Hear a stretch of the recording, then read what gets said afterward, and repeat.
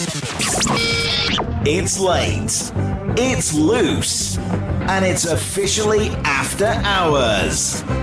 Welcome to the Mashup After Hours podcast, where anything can happen. Yes, absolutely. Welcome along to the Mashup After Hours podcast. I'm indeed John, that's Claire, and that's Simon. How are we, guys? Hello, good, thank you. We made it to the first episode. Yay! Right, for anybody that's listening or if you're watching, first of all, welcome along. Obviously, this is the Mashup After Hours podcast where anything goes. If you listen to me on a Sunday, you'll have heard me radio friendly. This is the complete opposite of that because we can go any way we want to with this podcast. But we're going to keep it as friendly as possible in a nice way and keep it as light-hearted as we can for the next hour. We've got loads of bits and bobs. We've got our own little news stories that we're bringing to the table, which are going to be a surprise for all three of us because we don't know what any stories we're going to be bringing to the table. As well as that, we've got a confession. It's a good one. You're going to like it. As well as that, we've got Clip Happens. So I've got some clips that these guys are going to be watching in the podcast, which I don't know if this is going to work as a podcast. So it might just be something you get to see as an extended part of the podcast on social media as a video, because I don't think the clips will work in audio format. I didn't think that bit out. Yeah. Anyway, we've got also the question of the week, which is courtesy of Claire this week. Claire came up with the question: if you could spend a day with a celebrity, either as themselves or a character they play, who would you spend the day with? We've got some replies to that. And of course, you can comment throughout the entire live as well. As well as that, head to head, it's going to be these two facing off against each other in a 5-question quiz. Who's confident? Yeah. If you don't count my spelling. Have you been watching lots of TV, lots of game shows, lots of quiz shows? I have actually. We've discovered Richard Osman House of Games. Fabulous. Great. We like it, so we'll be watching that. Well, let's see if any of those... You should have normal people on that. Yeah. Like us. Yeah. The thick people. Not these smoking celebrities. Yes. I do like the 1% Club as well. Yes, good enough. What percentage do you think you'd make? I'm trying to write the questions there. Yeah. But how far do you think you'd get in the 1% Club? What percentage do you think you'd be out at? Well, it's really strange because I get more of the questions in the later on in the game than I do in the start, which is really strange. I reckon I'd get to about 50%. Let's be honest. It's 50-50. I'd be realistic, haven't we? Yeah. I'd take 50-50. I would take it. Yeah. The point where you can take the £1,000, I'd probably be like, I'll have that. You remember last week? Go on, Simon. We need to get used to this, don't we? Is my wonderful English Pierce brain that talks. See, I could probably do like the 100. Was it like the 10%? Not 10%. The 100% that everyone knew. Then it comes up to a picture with which I have no idea what the hell is going on. Yeah.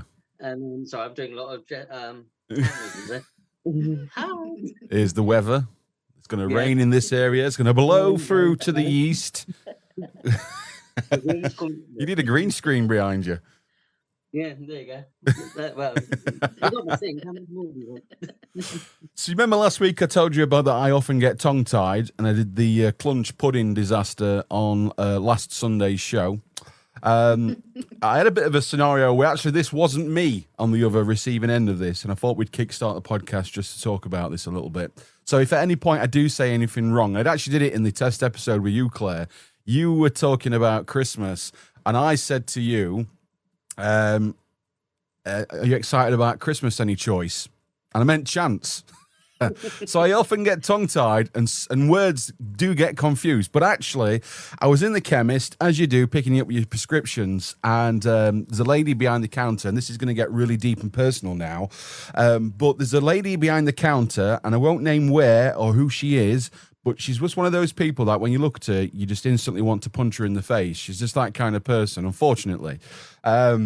But anyway, this one particular day I went in, and when you walk in, you think, oh, God, no, not she. She's not on, is she? She just irritates me. And I said, can I have my prescription? And she's like, yeah, I'll go and sort it for you. Because if you write your number down, I'll send you sex alerts. And obviously me being me thinking, well, I don't like you, so I'm absolutely going to jump on this and ridicule the shit out of you. I said, sex alerts? What type of establishment are you running here? Everybody behind the counter were absolutely howling. The customers behind me were howling. I jumped on it. She went bright red. I just sort of kept egging her on for about 5 minutes. She meant text alerts. So if when the prescription's ready, they can send you a text alert. I said, it's not even my number. It's my partner's number. So she'll be getting them. She'll be thinking, what have you signed me up for? Yeah, she went bright red. I've now changed chemists. I no longer go to that chemist now. But yeah, just instances like that. It might happen in podcasts. If it does, just go with it. We'll make it a thing. Old age. We'll make it a thing, absolutely. Shall I start then with... I sometimes switch. So, like if you say 2 words together, yeah. I'll sometimes accidentally switch like the first letter. Yeah. Oh, there's a really good example somebody showed me the other day, and I can't remember what it's called. Malapropism. There you go. Malapropism, I was going to say. Malapropisms or something. So, I don't know. Spell it. Don't know. Hang on. Google it. Right, I'm going to start off with the first news story, and I'll let you two battle it out from there. So what we'll do is we'll bring in the news story, read it out, and then we'll have a conversation about it. How does that sound?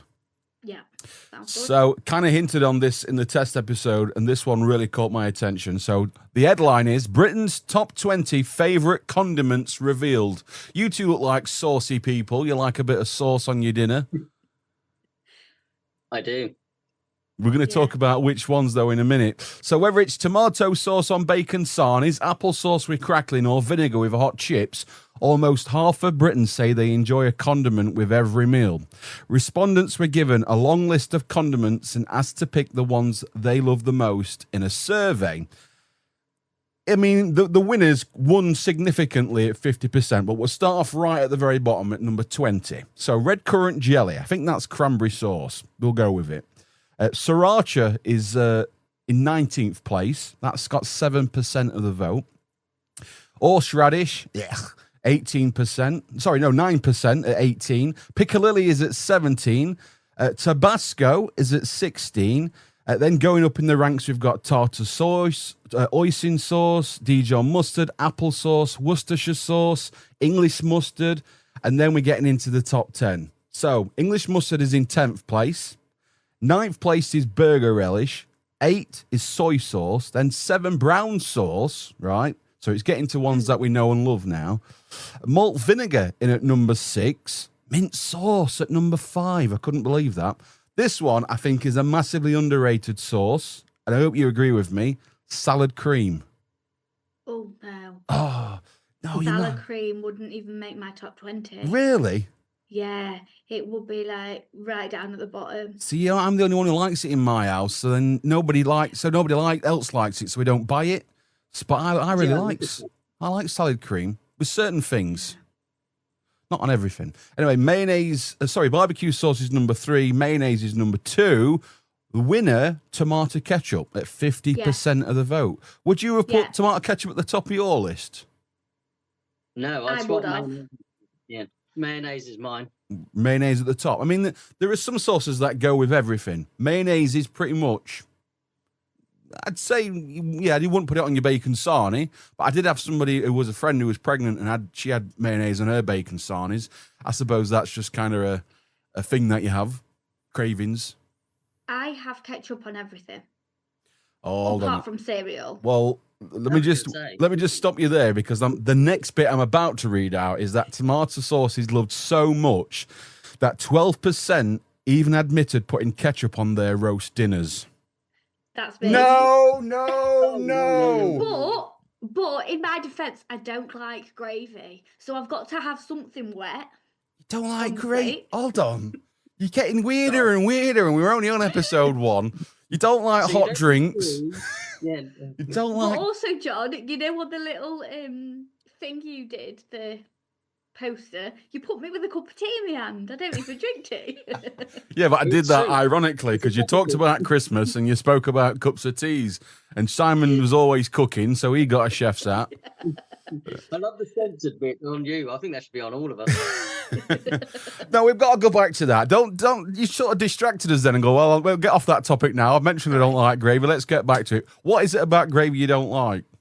I think, again, like I was saying last week about mashed potato and being lumpy, it takes me back to school days, I think. Really? Yeah. Have you not tried it since?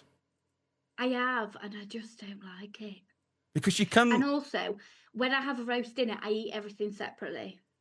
So I don't get like everything on my fork all in one and then have one big mouthful. I'll have like my veggies first and then my meat and then whatever else. And then I'll leave my roast potatoes to last because they're my favourite. Claire, can I ask you a personal question? Yeah. Are you on the spectrum? Because it's such an autistic way of eating, I think. No, but yeah, when I was younger, I never liked food touching. So that's going back to being autistic because obviously I've got a daughter who's autistic and ADHD and she doesn't like her food touching and she has to have her food separated. So have you ever thought at any point? I've never been tested. I mean, but to be fair, I do believe that everybody's on it. Oh yeah, we've all got it. Like, It's so wide, isn't it? I think we've all got elements of it. No, just like that is the typical sort of go-to sign, I think. But yeah, if textures and things, bothers you, then yeah. What about you, Simon? You a gravy person? Oh yes. Are you a thick gravy or runny gravy? Probably nearer thick than runny. Yeah, I like my gravy thick. Now you're probably gonna go Go on. in a minute, but I love chips and gravy. No, I don't mind chips. They're such a northern thing, actually. We do like chips and gravy up here. And a bit Apart of cheese on from top. Clare. What's the Canadian thing? Canadians? What do they have? Poutine. That's it. What? So poutine, Poutine. See, I can spell that, but I can't spell the thing I said earlier. It is chips, gravy, cheese. Oh shit! What is it? It something sounds else. disgusting already. Anyway. But it's amazing. Oh, it I sounds. don't mind cheesy chips. Yeah, with mayonnaise. With ketchup, obviously. But like not ketchup poured over, ketchup, like a little bit of To ketchup dip on in. the side, dipped in. Yeah. Yeah. Interesting. Do I you mean, mix ketchup and mayonnaise though. yeah. Do I what, sorry? Can you mix it? Yeah, I've gone a bit Kiwi then. Ketchup and mayonnaise together. No. No. You can have mayonnaise and barbecue together. See, I mix mayonnaise and tomato ketchup together. But people do that. Isn't there one called like Mario sauce? Isn't that what that is? It is, but I can't have the other one because it's got fish in it. Okay. You can't have But we won't fish. go into it now. So you can't have fish. No. Fish and seafood is an off-limit thing for me. The smell My puts me off. children Do you like fish, Claire? Are you a fishy person? No, I'm not. I don't mind. No, I've had a fish. bath. Yeah, I don't mind fish. I'd rather, like, if I was going to a restaurant and they're having seafood, I'd rather be by the sea. Yeah. Does that make sense? Like, so you know it's caught fresh. Yeah. It wouldn't be my first choice in a restaurant, but I don't mind fish. Okay. What about you? I mean, it's the smell that puts me off. This reminds me of an ex-girlfriend, to be honest. It might taste amazing, but...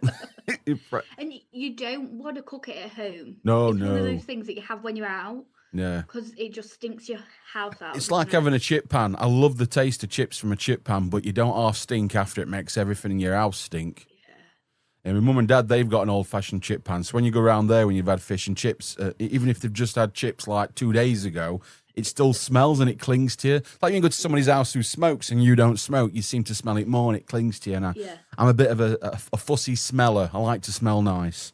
So I am one that does buy candles and buy, for example, my Dubai air freshener for my studio. Yes, this is an air freshener. It's really posh, actually. Looks like a Brit Award or something. It smells like aftershave. It's really nice. It's a torch, isn't it? It looks like an Olympic torch. It does look like some sort of ornament, doesn't it? It's not. Yeah. Yeah. Yeah, I like good smells. So, yeah, fish for me is a no-go. But, I mean, there's a couple on there that I wouldn't have put in my top 20. Piccalilli, I'm not really a major fan. I used to have it when I was younger. I've not had it for a while. I'm not a fan of mustard. Hoisin sauce, I think if you're having Chinese, yeah, but it's not like go to, I'm going to have hoisin sauce on my fish and chips. You know what I mean? I'd probably put like Branston pickle in there.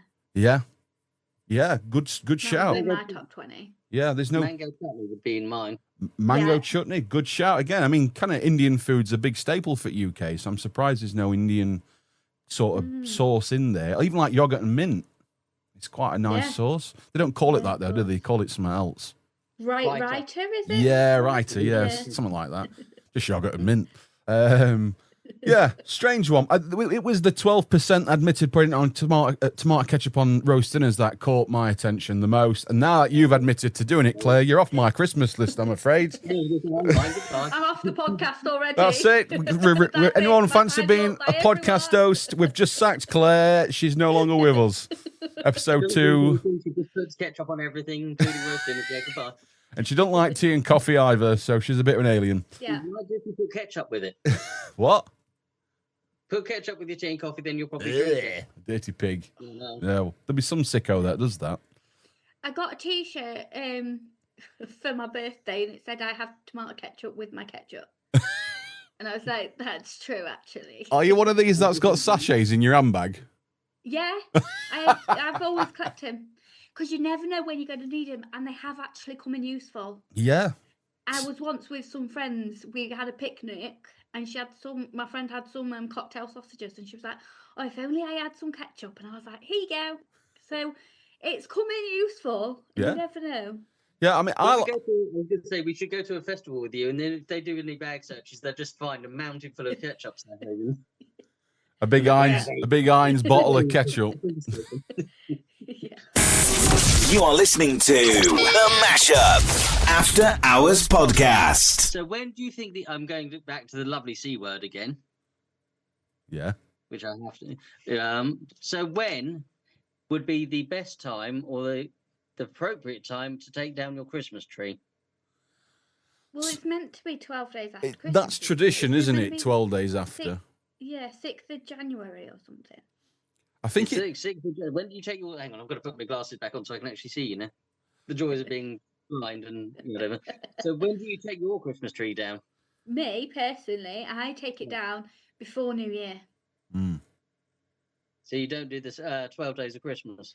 No, because it's so depressing and the house feels so empty when you take everything down. And then to start the new year, like to have the new year, then take it all down. January is a very depressing month anyway. And I want to go into the new year with like a tidy house. And it just makes me, mentally, it just makes me feel better. What about you? See, I'm probably going to be one of the traditional people, but then I'm now living in my own place. So I would say probably the 6th of January for me. Right. What about you, John? My mum's birthday is the 2nd, so we normally do it around between the 2nd and the 6th. Boxing Day. I think it depends how early you put them up.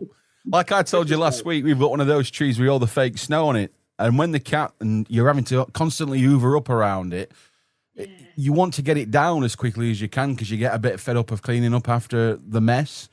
See, we have artificial trees. You know, when we were in COVID and we all put them up in September because we were like, we needed something to look forward to. So we're like, get them up as early as we could. And we did do it a lot earlier than we normally would. We were so desperate to get the living room back to normal. So I think, depending on when you put them up, I mean, tradition in my house is to put them up sort of beginning of December, around about 4th or the 5th. That's normally about 3 or 4 weeks that it's up, which I think is just enough. And it's nice to get the living room back. As long as it does look nice when it's out, obviously it does. But it's nice to have the living room back to normal and some normality back in life and start thinking about next Christmas. So, I don't think we have a set day, but we do get pretty ready pretty much straight after Boxing Day. Because apparently only 9% of people actually take it down when they're on the 12th day of Christmas. Oh, wow. Wow. But people think, don't they, because of advent calendars and things, they think, oh, the 12 days of Christmas, it's the run up to Christmas. But it actually starts on Christmas Day. Is that right? Yes. I think so, Christmas yeah. Day is the first day of The first day of Christmas. my true love gave to me. Yeah. And it's actually Christmas Day that's the first day, but people think Yeah. Christmas Day is the end. Yeah. 5 gold rings. It's the only bit I remember from that song. What do you? How many presents do you get, or does your true love get? You get fuck all. Pardon me. Saying. I think you get less as you get older, don't you? Yeah. Well, how many presents do you? If you sing all, I'm not going to sing or make you sing all the 12 days of Christmas. But how many presents do you get if you add all the presents together? Do you know what's really annoying about this? This was one of my questions when I had my radio show. He's been listening to your shows on catch Isn't up. it something like 1,000 and something? No. You're way out. Because you add them all up. I don't know. Yeah. What is it? 365, I believe. Well, over a It's lifetime. You get a present for every day of the year, except on a leap year, because you're too tight to buy anything. Oh. I'm not very good at maths. I'm sitting out on this one. I Googled it. You Google it. Exactly. AI. Oh, Make me look pretty. Oh, it didn't work. Siri. They don't be saying their name because she'll be kicking off in the house. She has an argument with me every day. Right, okay, so interesting story, and we're going back to that circle of life of Christmas again. Claire's favourite topic. I guarantee she's got a story about Christmas. I love Christmas. Do you you put ketchup on your Christmas tree? No, but I have got a tomato ketchup bubble.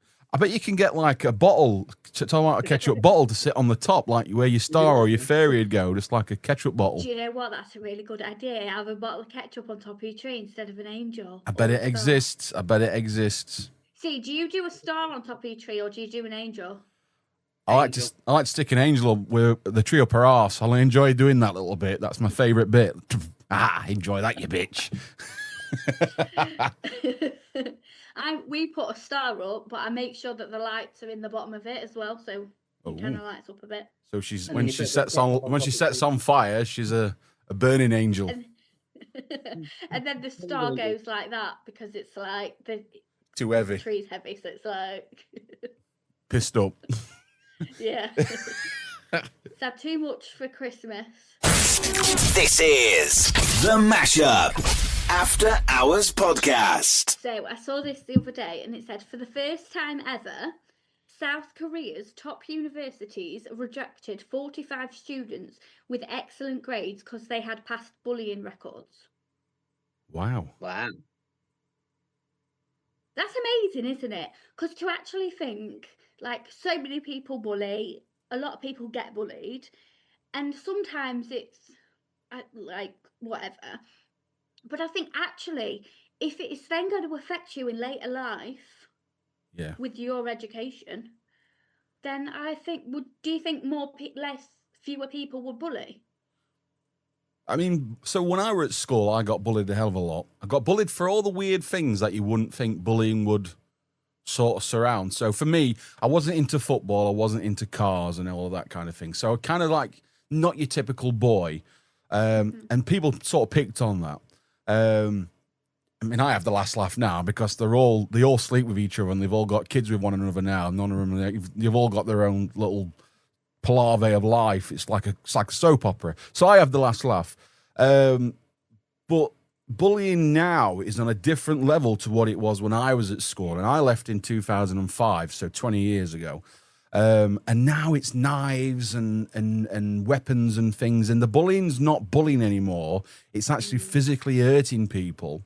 Mm-hmm. It should absolutely, whether it's verbal abuse or physical abuse, be on somebody's records and be there for life and affect them from every day they leave school, regardless of what damage they've done. Because we're educating kids now. I mean, my eldest goes to secondary school. She's in year 10 and they've got to have 2 green pens and 2 black pens and they've got to wear blazers and shirts and ties and they can't have the shirts untucked. They have to have them tucked in because they're apparently getting them ready for the real world because apparently that's how we live. We have to carry 2 green pens. I mean, if you work in care, you're very lucky if you can put a pen down and it not get taken. I mean, I have got a green pen here. You've been well educated, Claire. No, but the point is, if we're educating them so hard at school to do all of these things, why are we not educating them that this is what people are doing? I mean, there's these things now where they have to have these classrooms with these guards and things, especially in America, where if they have somebody coming into school with a knife or a gun, they have to have these, like, I don't know what they're called, but these screens, these protection doors, and they have to learn to hide under desks and lock classrooms and all of this escapade. But we're not getting to the core of why people are doing it and how they're getting these weapons and things into school. So it's a very topical debate, isn't it? I mean, it's... But yeah, I mean, absolutely they should be penalised, and they should be held accountable. Because they might be like, oh, I've just said one little thing, but it sticks with you for so long. Yeah.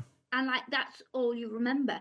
And if you ever look at like celebrities or anyone in the public eye, the only thing that they ever remember from school is either if someone spoke really badly to them, or if they had a really positive experience. It's never just, oh yeah, I was fine at school.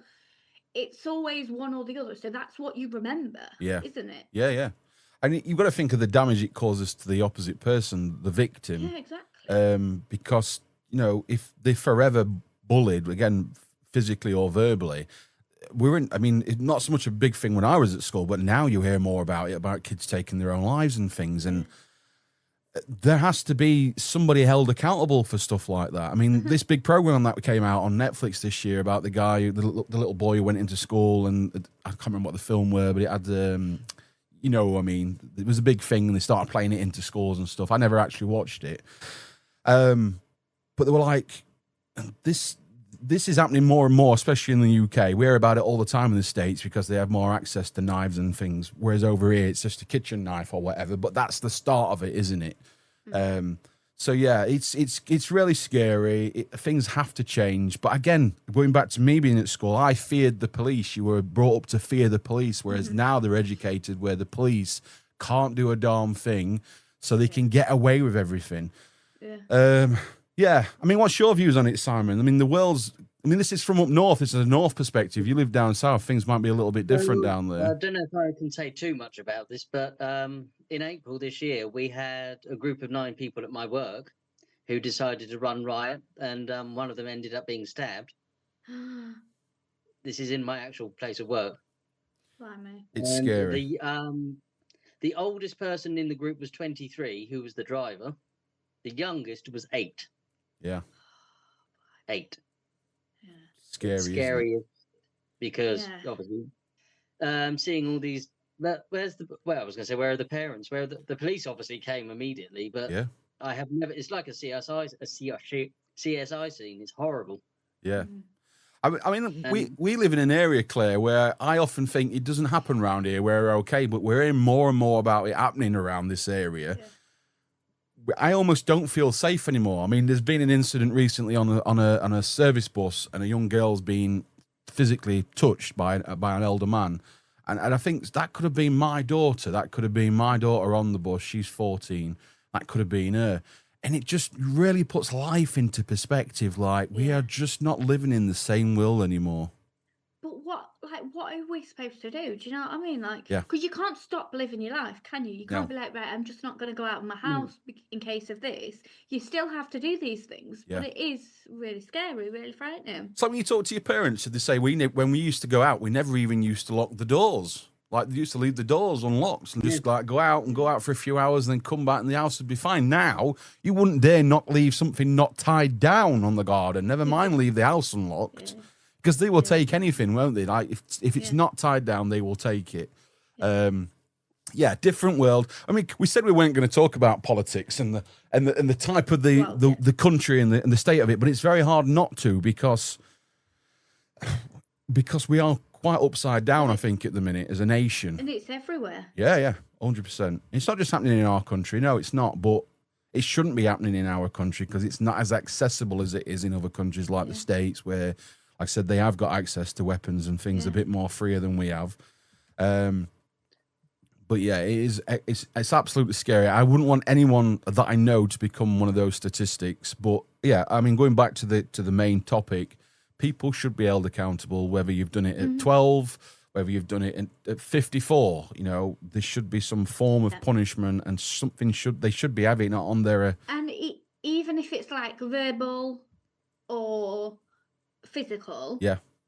Like bullying is bullying, and it needs to stop. Yeah. And there needs to be more consequences for it, doesn't there? Really? Because I think actually, it could that start. is really good. It could start as bullying, and then if they feel like they can get more and more away with it, they're going to carry on escalating. It's going to grow and grow and grow to become something where somebody's life is taken or whatever. Yeah, absolutely. So yeah, it's a good one though, that one that you brought up, because it does put again this country and where we are as a nation in some limelight. Yeah, there's a lot of negativity, but there are some things being done about it, and that's a really positive thing to take from that. Yeah. Right. Shall we have a bit of a breather? And I'll tell you what we'll do. We'll do this next. Step inside. It's safe here. Mostly. Anonymous confessions, cringy moments, and stories you can't unhear. Welcome to the Confession Booth. So this is the part of the show where a listener gets to confess to something anonymously. These are where listeners can write into us, we'll read out, and we'll discuss what they've written in. So buckle in, guys. For a first one, this one set the bar incredibly high. So it starts off, I was dating this really lovely guy for a few weeks. Great banter, great dates, everything going perfectly. I was honestly thinking, yep, this could be something. Then we had our first sleepover.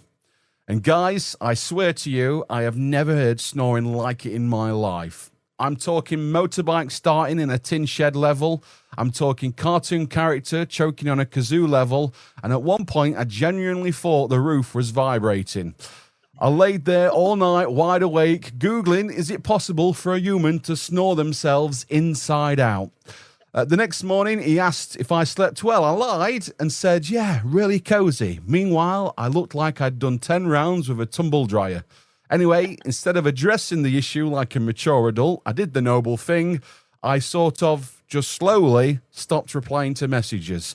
Not because he was awful, not because he did anything wrong, just because I couldn't imagine a future where I wasn't sleeping in full PPE with ear defenders. So yes, guys, I ended a whole situationship because of snoring. I am the villain. I accept my fate. Please absolve me. What do you think to that? Well, to be fair, like, I am a very deep sleeper. My head hits that pillow. I thought you were going to say you snore a lot. No, I have to set myself. I have to set myself 3 alarms, and the majority of the time, the first one I miss, I sleep straight through. Wow. So I always have to have a few, so nothing bothers me. And that's without any caffeine in your body. Yeah, exactly. So what will I be like with it? Yeah, I know, exactly. Yeah. Are you a snorer, Simon? You look like you'd be a snorer. No, I'm not. No. I will confess, I think I'm a little bit of a snorer. You look at that. That was such a lie. I'll drink and hide the fact that I can tell, John, you are definitely a snorer. No, I do snore, admittedly. Megan used to have this. She has a Samsung Galaxy Watch, and it records snoring, but it half of the time wasn't recording her snoring; it was recording me. Yeah, all night. Yeah, I do snore. I think it depends. So, a couple of things that make you snore can be your diet. Being overweight is obviously a big factor. But if you drink certain things before bed or eat certain things before bed, that can induce snoring. Or even your sleeping position can induce snoring. But is it worth getting rid of somebody because they snore? Is that a fair evaluation of life? I think that's hard. Yeah. It's a bit harsh, isn't it? If you really liked them and it was only the snoring, you'd tell them. Yeah. And then surely there are things you can get those nose Yeah, you can't you? get the nose clips. Yeah. You can get pillows. That stop you from snoring. My dad used to have. He used to have this bracelet he used to wear, and if you snore, it's supposed to zap you and wake you up, so you should stop snoring. But he said your mum was snoring, and now we're getting electrocuted for it. Yeah, it's a bit harsh, to be honest. Whoever this person is, it is a little bit harsh, but you've set the bar incredibly high in terms of confessions. They've said, do you know what? Ridicule me all you like. So, they're putting their hands up and basically saying, Well, I know I'm bad for it. We So, could ridicule you them know if we what? knew who they were. Yeah, exactly. we don't know who they are. Someone might have written it about me. It might be Megan. Yeah, probably. Yeah, could be. You might be right. Right. How are we feeling? Are you feeling confident, ready to take on a quiz? Yeah. Again. Right. Let's have the intro for this. It's time for a battle of brains, pride, and pure chaos. This is the Head-to-Head. The head-to-head. We're writing down the answers. You write down the answers, Claire, so you can play along at home with this as well. Or if you're watching on TikTok, first of all, good evening. There's been a couple of comments, but I've ignored them. If you've got anything positive to say, please do. But if you want to play along, you can. You just need a pen and paper to play along. There's 5 questions, and it's the person with the most answers correct who wins a point for themselves. And then whoever wins gets to be the quizmaster next week. And then it keeps going like that. Right, 5 questions. I want you to write your answers down, please. Question number 1. The classic children's television series featuring a bear from Peru is titled what? The classic children's television series featuring a bear from Peru is titled what? Easy, both got an answer for that one. That's a good start. Wolfgang Amadeus is the first names of which Austrian composer? Wolfgang Amadeus is the first names of which Austrian composer?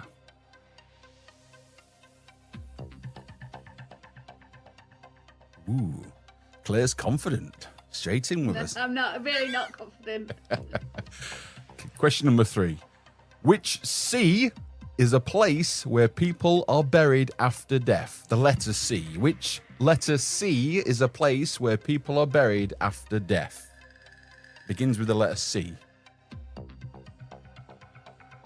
When you die, Claire, where do you get buried? I thought you meant C as in like water. No, the letter C. The letter I was C. going to put dead.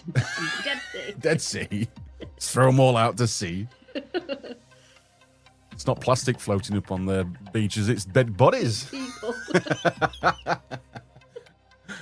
That's question number 3. Question number 4. Which city is the capital of Spain? Which city is the capital of Spain? That's question number 4. A final question then. You'll like this one. Question number 5. Who is the Greek god of thunder and lightning? Who is the Greek god of thunder and lightning? Oh God. I should. It's not Canute. No, I was gonna say I knew the name. Claire's got 5 answers on a little piece of paper. Simon's confuzzled on the last one. I know it's gonna be wrong, but I'll put him down. Claire's adding more answers to a list. A couple of options on Claire's sheets now, just in case. Right, how confident are we? Apart from the last one, pretty confident, I think. Got a bit of that. Right, okay, Let's go through the answers then. The first question. The classic children's television series featured a bear from Peru is titled what? Paddington. Paddington Bear is the correct answer. In fact, I think what we'll do for that one is... There you go.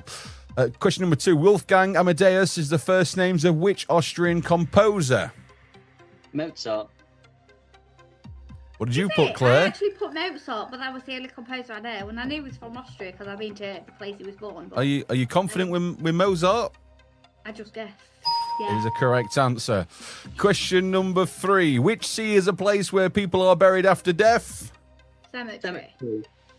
is correct. Or Question cemetery, as I put it. Cemetery. question number 4. Which city is the capital city of Spain? You put what? Madrid. Madrid. Both of you on a tie here, 4-4. Could this be the decider? Question number 5. Who is the Greek god of thunder and lightning? Zeus. I knew that's probably wrong. Claire? Thunderina.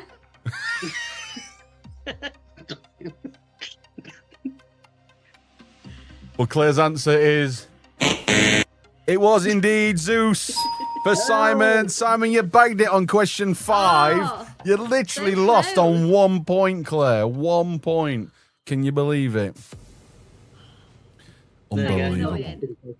That means you get a break next week. Simon, you get to be the quiz master. It means me and you, Claire, next week. 1-on-1. Head to head. Head to head.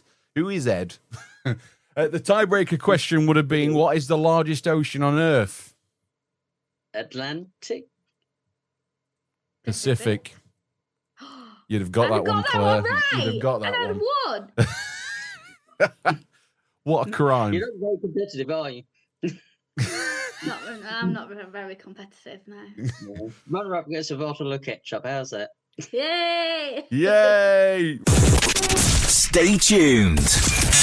More from the Mashup After Hours podcast coming up. Anyway, right, back to news stories. I'll go back to mine then. So this really, really caught my attention, got me thinking my life was not this bad as a child. So I found this story online about a woman called Abby Cooper. She grew up with her 2 sisters and says her mum had 6 really strict house rules. Rules she thought were totally outrageous and unfair at the time. But now she's 21, she actually thinks those rules shaped who she is. So get ready, buckle in. So rule 1, they always had to be reading every night, right up until they were around 16 or 17. I can live with that. I weren't a big reader unless it was a pop-up book, so would have been a bit difficult on the Harry Potter books. Rule number 2, the iPad was basically Fort Knox. Strict time limits, no access to anything unless they'd done spelling apps or times tables first, and the only apps that never switched off were country flags and capitals. So now they're all experts, which is, again, not too bad. I could kind of live with that. Rule number 3, school progress was everything. Even if Abby was doing well, her mum always pushed her to improve. Rules 4 and 5, no phones at the dinner table, and you had to bring a political opinion properly fact-checked or you'd be challenged on it. Getting worse. And rule 6, extra homework, SATs papers, tutors if needed, all before they were even in their final year of primary school. Wow. Abby says once she thought these rules were extreme, but now she credits them for her discipline, her work ethics, and the fact she's gone to get top grades, a law degree, and is now training to be a solicitor. People can do that with stricter rules, right? Yeah, definitely. Do you look But back I at bet your... that gives her really good for debating. Yeah, 100%. I mean, she's brought her kids up really well, but it's the kids, they are kids. Where's playtime in any of that? You've got to learn flags on your iPad. But to be fair, we did have the rule as kids, no phone at tables. Yeah. Well, to be fair, we didn't really have phones when we were kids. No, exactly. But now we have that rule, like no phones at table. What, Mum? What, Dad? That's all we get in our house. Yeah, it's a different, again, going back to childhood, it's very different for us when we were younger because these things, they weren't as, they didn't have as much on as what we have now. We have literally everything at the palm of our hands. We had Snake, for example. We could only send text messages. If you didn't have enough text, if you ran out of text messages, you couldn't text your mates. You had to wait for a whole month or whenever until... Exactly. you could top it up Or if again. you had a computer or a laptop, MSN Messenger. Although when Blackberries come out, they had that Blackberry chat thing where you could chat to people basically like WhatsApp. BBM, yeah, we used to have that. Not now. They've got so much Instagram and TikTok and everything else. But, I mean, do you look at your childhood and think you had some really silly, extreme rules that you look back now and think they're a bit daft? Not really. No, I don't think so. Because I really value, actually, now that I've got older, that my mum and dad were always like, you eat at the table. Yeah. And even though me and my sister ate earlier, my mum and dad would still sit with us. Yeah. And we'd all chat and have conversations, have discussions and things. And it just kind of means that if there's then an issue going on, like at school or something, you can just you can talk about it. Yeah, 100%. Yeah. Yeah, I think So- there are some things like eating together as a family, which is really important, doing your own work, looking after your house and keeping your bedroom tidy. All of those things everybody should be doing anyway. And then when you get out of that and you come into your own sort of independence, you're like, I'm not tidying up every day. Yeah, there's some people like that. But yeah, some of those rules, well, I look at them and think, yeah, they might have got you to where you are today, but I know people that had lesser rules in their house and still got that success nonetheless. You can still have good grades without, being educated all day, every day. I do think it's important to be able to debate. Yeah. I feel like there's a lot of people who they'll throw an opinion out there, but then they can't, like, if you then question them on it or say, oh, why'd you think that? They're like, I don't know. Yeah. So I do think it's kind of good to have a backup of why you believe that and reasons. Yeah, 100%. And it's not saying it's wrong, Yeah. but it's just saying, why do you think that? Yeah, no, I agree. I think that's a fair point. Yeah. Yeah. Don't argue with me. I'm always right. Yeah. Simon, what you got for us next? Right. I want to. This is well. It's not really a quiz question, but how much in the terms of? Hang on. I need to get my teeth in Monday. This is what happens when you get old. You're all married, right? So, in terms of percentages,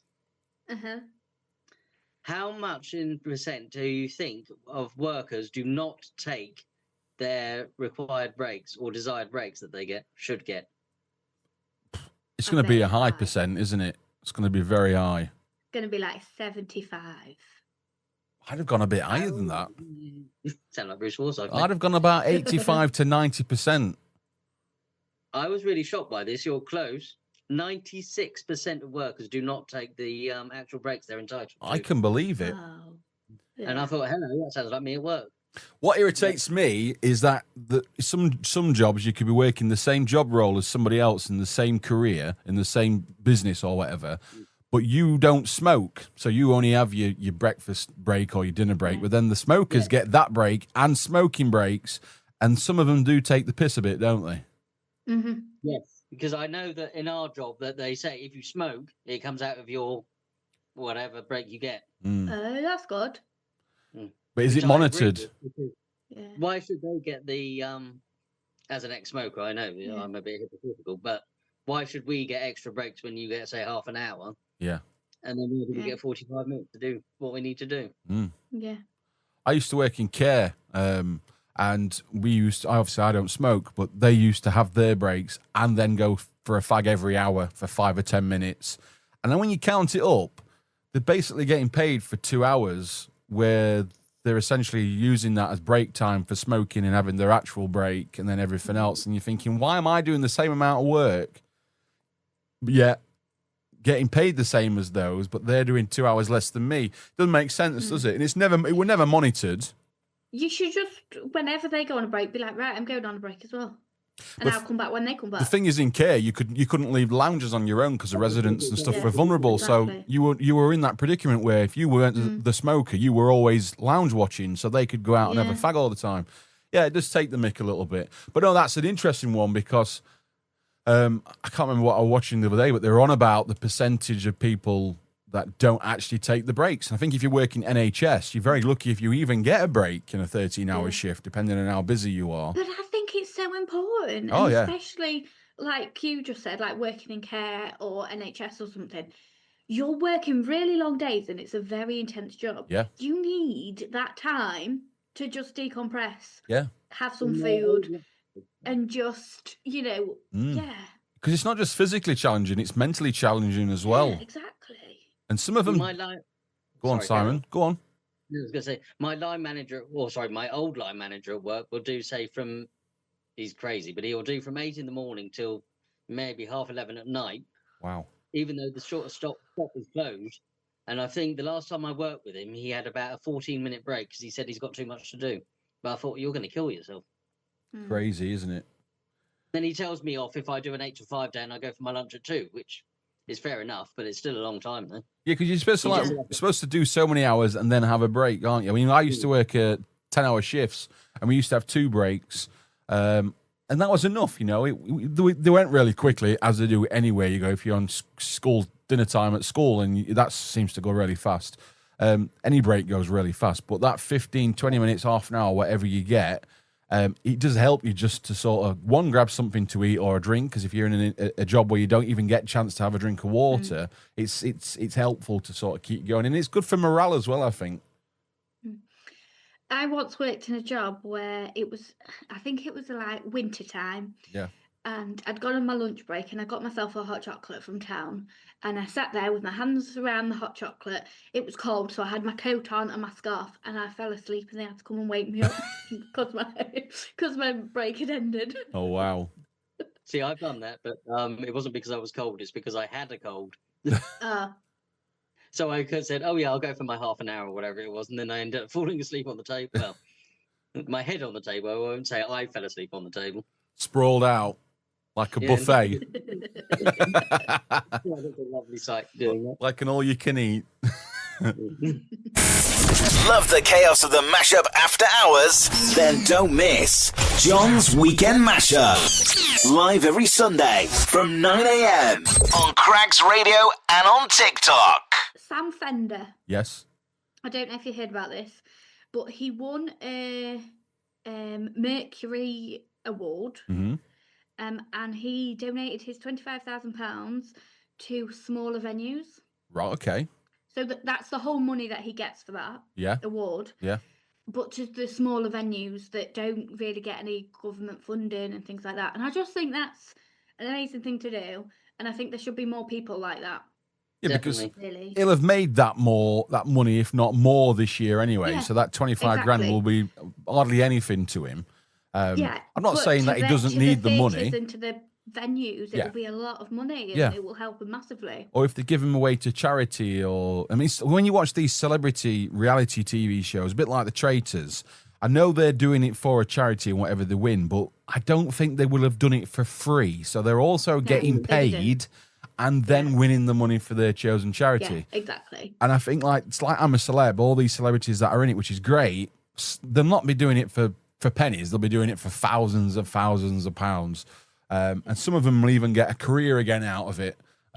Some of them have got careers. There's still, like, for example, Kelly Brook. She's an heart radio presenter, so she'd be paid a pretty penny anyway. And on like Celebrity Traitors, now if you look at, I don't know if you watched it, but like Kat has now got an album out. Yeah. You know, so they've all it all puts them on that. It's a good publicity stunt, isn't it? It's a good way to promote. If you're going on tour or you're doing this, doing that, there's a good way of going, right, let's line it up so when this program finishes, you'll be fresh in people's minds. There's a good ploy there to get people to come along. Yeah, it's promoting it, isn't it? Yeah, I suppose it's that person, because I hadn't heard of Kat before The Traitors. No, I mean, I've heard of her name, but I wouldn't have been able to tell you what songs she did.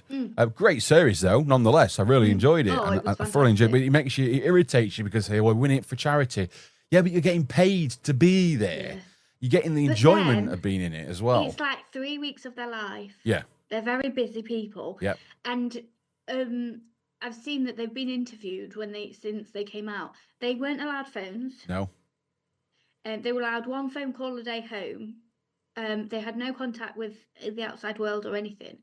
And it's very intense. Yeah. And obviously they can't do anything else for 3 weeks or however long it is. So, I mean, you're going to have to. Because I think even in the normal traitors, they get paid a little bit because obviously they've had to take the time off work. Yeah. So I do think... I often think about that, like Big Brother. Not so much now, but like the original Big Brother series used to run for like 6 weeks or something even longer. Yeah. And people used to have to come out of work. Some of them, like, I'm going back to Big Brother 3, where Johnny was in it and he was a fireman.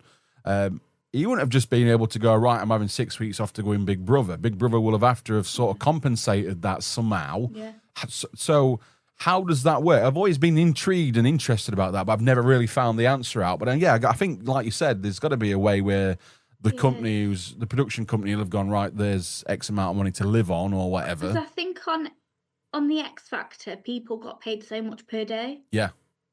or something like that. So even though you're living in a big house and Yeah, obviously it's all food and everything, but you still, you're making a sacrifice, aren't you? Really, by not working or giving up your job or whatever. So yeah, definitely. Yeah, it's a fascinating one, and we'll have to get to the bottom of that one by the end of this series of podcasts.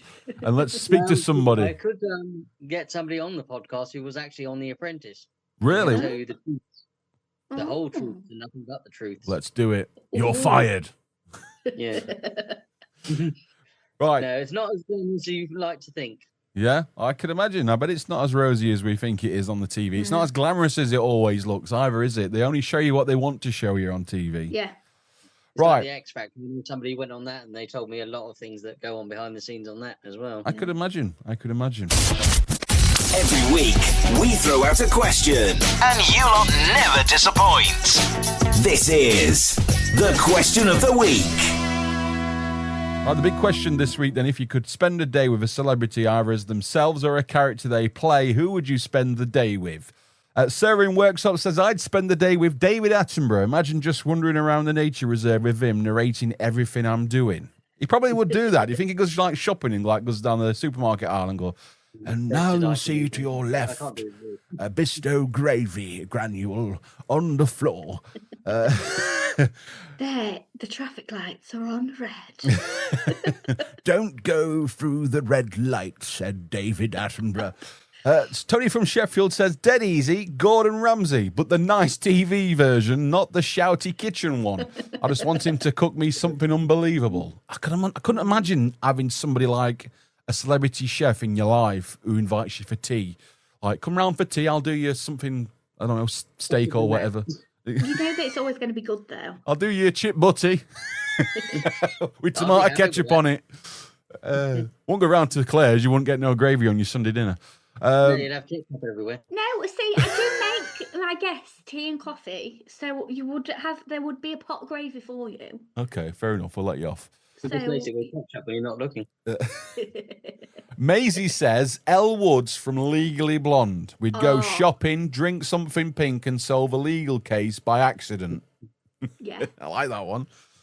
Dave says, I'd love to hang out with Jack Black. Just a day of being loud, silly, and probably forming a rock band by lunchtime. He is a really good musician, isn't he? He is. Yeah. Especially in School of Rock. It's a great film. Oh, I love that film. Karen in Rotherham says, Mary Berry. A whole day baking cakes with her. Yes, please. I'd gain 2 stone, but it'd be worth it. Josh from Retford, my kind of guy, says, honestly, Spider-Man. Swinging through the city beats, sitting in traffic any day. Love that. Yeah, good one. Laura in Chesterfield says, I choose Taylor Swift purely because I want to know what actually inspires half of those songs. Good one. Oh, that's a good one. Big Pete says, Dwayne The Rock Johnson. I reckon we'd smash the gym, eat about 12 chickens, then he'd give me a motivational speech I'd never forget. And going back to Paddington Bear from our quiz, Anna here from Gainsborough says, Paddington Bear, marmalade sandwiches, kindness and chaos all day long. Perfect. They've made Paddington into a musical. Seen this, yeah. It's a bit freaky, isn't it? Is it a person in a suit? It's got to be. It's got to be. But if it is, they have got to have fans under there because that's going to be hot. It's going to be hot for 2 or 3 hours. Yeah. What would your guys' answers be to that question? I'd love to meet Jason Manford in person. I think he's a lovely guy. I think he'd be a nice one to have as a friend. But I would have loved to have had the day with Ozzy Osbourne. I know he's not here no more, but he was such a lovable guy and so funny as well. He had a really good sense of humour, and I just would love to have met him. I had the chance, actually, and I said this to Megan this year. So he was appearing at one of the Comic Cons, and he's never done a Comic Con before. But it was like ridiculous amounts of money to actually do a meet and greet with him and have your photo taken. But I said to her, I think, if I don't do it this year, I might never get another chance. And lo and behold, a couple of months later, he died. I'm like, I couldn't believe it. That's so ironic that I'd said it. And then he's no longer here because he was so frail. You could tell he didn't have long left in him, bless him. But yeah, that would have been one for me. What about you, Simon? Who would you, character or normal person, would you want to spend the day with? Probably Dolly Parton. Oh, didn't expect that one. I You But just she want a never takes motorboat, herself don't you? seriously. Yeah. Well, she doesn't take herself seriously. Love her. There you go, teeth again. Love her song lyrics. They're just amazing. And like I say, she's just a happy. Well, obviously after her husband died, it wouldn't be happy, but she just seems genuine. What you see is what you get with her. Yeah. Just big, She's massive done great knockers. things as well, hasn't she? Didn't she open a Yeah. library? She opened a library because her dad didn't read, so she wanted everyone in America to do more reading. Then donated, I think, 10 million. Was it 10 million? I think dollars to COVID or something. Wow. Something like that, yeah. I mean, she's just an amazing woman Yeah. or lady, I should say, not woman. What a lady. Lady. What about you, Claire? Who would you pick? So mine would be, so I've got a few. So it would be Julie Andrews Oh, in yeah. all her glory because she's fantastic. A fun fact, me and her share a birthday as well. So, and then it would either be between Nessa from Gavin and Stacey or Pam from Gavin and Stacey because I think I'd just spend the whole day in fits of laughter. I'd have a six-pack at the end of it because I've laughed so much. How did you get that six-pack? Just laughed a lot. Yeah, exactly. I could do with that. What's that exercise? What's that diet called? Oh, just laugh. Laugh all yourself day. thin. Oh, I wish I could have that kind of diet. Stuff the Monjaro. Let's just go to a comedy gig for a couple of days and just non-stop laughter. Guys, it's been a pleasure. Thank you so much for episode 1. I hope you've enjoyed it as much as I have. Back again same time next week. Yes. I'll think Yeah, about go it. on then. I'll think about it. Yeah. Might as well. We're going to love you and leave you. Bye. Bye, guys. See you later. Bye-bye.